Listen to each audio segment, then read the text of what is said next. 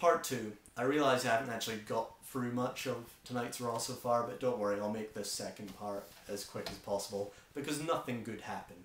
Nothing good. Next match is MVP versus Jack Swagger, and you're thinking right now, well, that should be good. It wasn't. It was really average. It lost direction halfway through, and it's pretty tough to lose direction halfway through a 5-minute match, but it did. Swagger came out in new wrestling attire. It's blue, red, and black, so you got a sort of Kurt Angle thing going on. They have a stare down before the match. The fans are very much behind MVP, but then they're behind everyone, so who knows. Swagger does a good amateur takedown and humiliates MVP at the start, and then MVP slaps Swagger and humiliates Swagger. The best bit of this match was when Swagger slapped the announce table and scared the shit out of Michael Cole. MVP was dominated far too much in this match for my liking. I'm slightly worried this is going to turn out like the John Morrison-Shelton Benjamin feud on SmackDown, where you think it's going to be really close, and you know, both guys are going to get their victories, and John Morrison just went over every single time. I'm slightly afraid that Swagger is going to go over every single time. But MVP, all he got was a high knee and the ball and elbow and some punches and kicks. That was all his offense. Swagger did the Swagger bomb. He also basically worked on MVP's arm a little bit with a few scoop slams with hammer locks. I like when people do hammer locks when they're doing scoop slams. It just makes the move look so much better. End of the match, MVP's thrown into the turnbuckle, has his arm hung up on the rope, and then gets Swagger bombed. Really easy victory for Swagger. Really hope MVP goes over at some point in this feud. I have a feeling Swagger's going to go over at the end of this feud. Swagger's really good. I still don't particularly want him to go over though, because MVP's been around longer, but we'll see what happens. It might be okay. Plus, Swagger looked totally exhausted after a really short match. They mention Edge's injury again, and then they insist on showing us these surgery pictures. Literally no one wants to see those. No one. Then Chris Jericho comes out and delivers an absolutely awesome promo like usual. He says, for the first time ever, the Unified Tag Championships are held by one man, me, Chris Jericho, and who could be better. He talks about Edge, and he compares Edge to Achilles because they both came down with the same injury and they were both great warriors. The thing I liked about that was, A, he made a classical reference, which, you know, no one else would do, and B, he sort of elevated Edge. You know, he made him sound like a great warrior, and considering the rest of the promo is going to be trashing him, it's kind of good to do that, and Chris Jericho often does those little things, like he'll often talk up Rey Mysterio before destroying him. I like that. Anyway, Jericho says that he knows Edge was injury prone, and he shouldn't be punished for Edge's weakness as a wrestler and as a man, and stuff like that, the usual brilliant stuff. He asked the fans if they want the tag titles to be taken away from him, and of course these great fans boo the hell out of him. It's good. And Edge says he's going to find another partner because he's had it in his contract that Jericho says because he's had it in his contract that if Edge gets injured, then he can pick another partner at Night of Champions.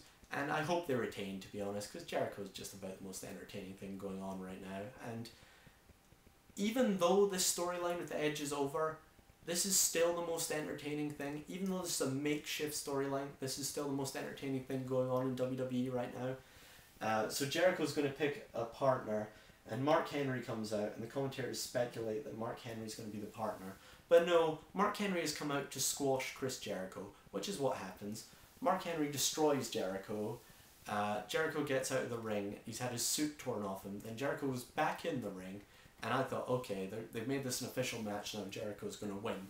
But no, Mark Henry squashes him some more until Jericho has to run away. Mark Henry is a jobber. He still is. I don't care that he pinned the world champion. I don't give a shit. The guy's crap. Once again, this is taking a monster heel that nobody cares about and trying to make people care about it. People don't like monster heels anymore. They really don't. And a monster face, that's even more ridiculous. No. Anyway, next we had Hornswoggle versus Chavo, and for once, the bigger man does not go over the smaller man, as Hornswoggle wins this one. What a shocker. Poor Chavo Guerrero. You know, he should just go to another wrestling company. He really should. He's actually quite good. You know, people say he's shit. He's really not. He's actually quite talented, but jobbing to Hornswoggle, what a joke. He goes for the Three Amigos, Hornswoggle rolls him up. That's all I'm going to say about that. Orton talks to DiBiase about slapping his dad last week, and DiBiase says, "My dad wants me to be something I can never be. He wants me to be like him." And I was like, "You're right, DiBiase. You can never be like your dad. You're not nearly talented enough." And Orton has to clarify that, yeah, you mean you'll be better than him? He's like, "Yeah, better, sure, yeah." At which point Cody Rhodes says that Dusty Rhodes will be the guest host soon, which will be good again. You know, if they keep it to old professional wrestlers, that will work.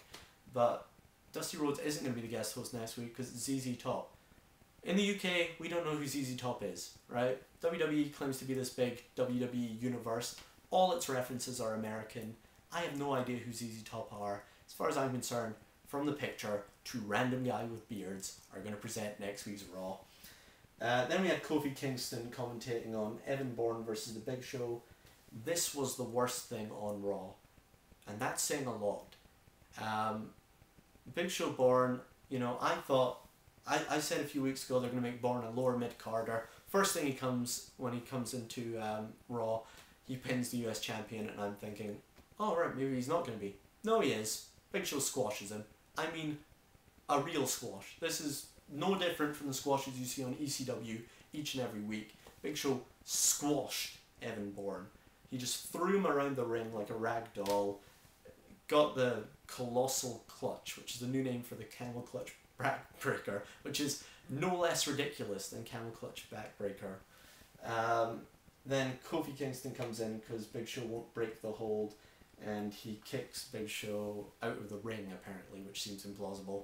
And Big Show will take on Kingston on Superstars. Poor Evan Bourne. This better not be the start of a trend.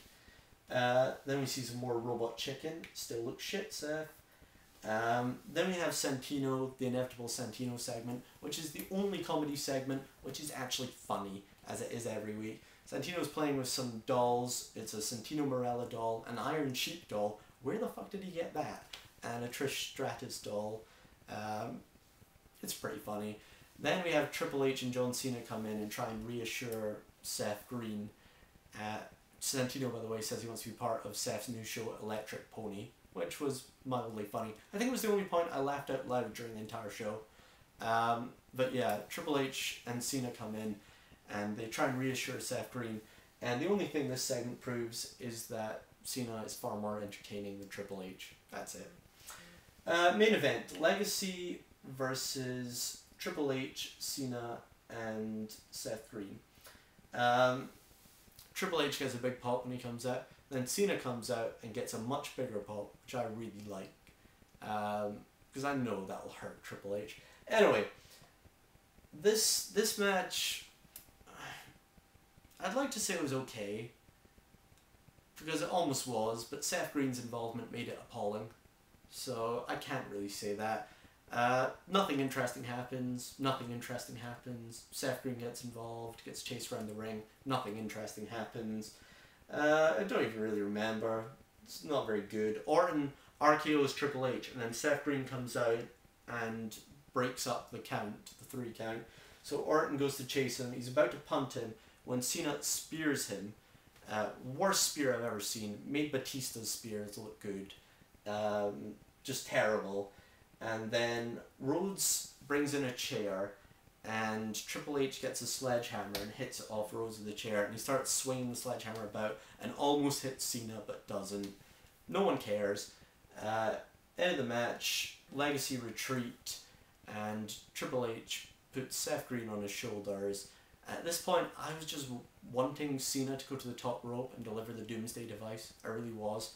All the fans chant Seth, and you know, I hate them for it, but I thought they were a great crowd, so I'm not going to criticise them. So this was absolutely shocking. This was the worst Raw I've ever seen. It really was that bad. I mean, I understand what they tried to do in the draft. They tried to put, you know, all the things that are big for ratings on Raw and all the things which are good for wrestling on SmackDown. So the true wrestling fans will enjoy SmackDown. That only works if SmackDown is good, and SmackDown hasn't been good the last 2 weeks, which made this all the worse. This was absolutely appalling.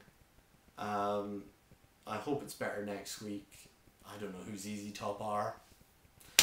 So yeah, please rate this video, comment on this video, and subscribe if you wish. Okay, bye.